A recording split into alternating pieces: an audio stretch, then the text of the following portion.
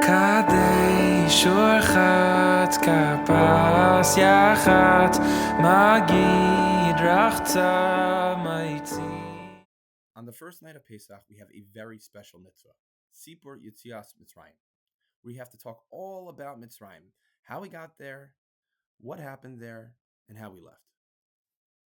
But the rest of the year, we have another mitzvah, which is Zechiras Yitzias Mitzrayim, remembering and mentioning every single day and night how we left Mitzrayim. But the question is that when it comes to the 613 mitzvos, the Rambam counts Sipur Yitzias Mitzrayim, but he does not count Zechiras Yitzias Mitzrayim. And the commentators all wonder why. Why does the Rambam omit the mitzvah of Zechiras Yitzias Mitzrayim from his count? So there are many different explanations, but I just want to focus on Rav Chaim Soloveitchik. Rav Chaim Soloveitchik suggested that actually Zechiras Yitzias Mitzrayim is not counted as its own mitzvah, but it's actually included in a different mitzvah.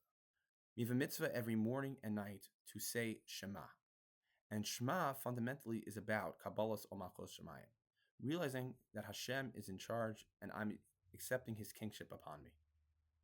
So similarly, Rav Chaim wanted to argue Zechiras Yitzias Mitzrayim, that if we mention and remember how the Jews were taken out of Mitzrayim by Hashem, we realize Hashem's in charge. And Zechiras Yitzias Mitzrayim is a form of Kabbalas Omachos Shemayim, and therefore it's included in the mitzvah of Shema. I want to take a step back for a second and examine the first instance of Shema in history. The Gemara in Pesachim tells us, and Daf Nun Vav, that Yaakov Rabbeinu gathered all of his kids at the end of his life to tell them what was going to happen in the times of Mashiach. But all of a sudden, Yaakov's about to speak, and Shechina leaves. And Yaakov says, maybe one of my sons is not worthy.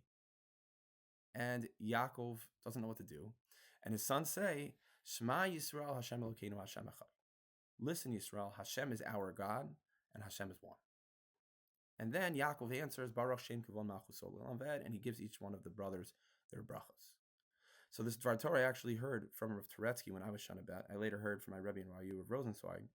But what exactly is this back and forth about? Yaakov was trying to say something. He thought something. How is Shema Yisrael the antidote?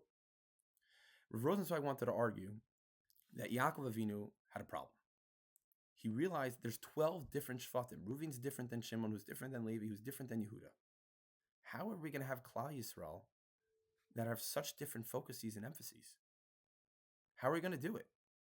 It's not possible. When he lost that Shechina, he says, maybe we've gone too far. We have too much diversity. And the brothers all answer, Shema Yisrael Hashem Elokeinu Hashem Echad. Hashem is at the center.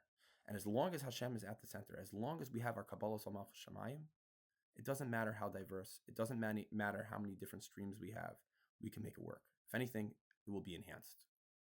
And I think this is really a message that I got from Yeshivat Sha'alvim. Sha'alvim has many, many different types of rebbeim, many different types of staff, many different types of students.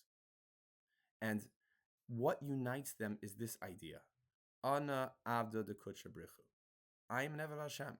If that's at the core, if this Kabbalas Omachos Shemayim is at the core, then it doesn't matter how diverse we are. Because as long as that is at the center, diversity is a benefit, not a detriment. So over Pesach, while you have lots of different personalities at your Seder, take that lesson that I had at Yeshivat Sha'alvim, which is, yes, it's different. And as long as Hashem is at our core, as long as we have Kabbalas Omachos Shemayim, as long as we remember Mitzrayim, then Mirz Hashem, we could say at the end of the Seder, Ana Avda de Kudsha Brichu.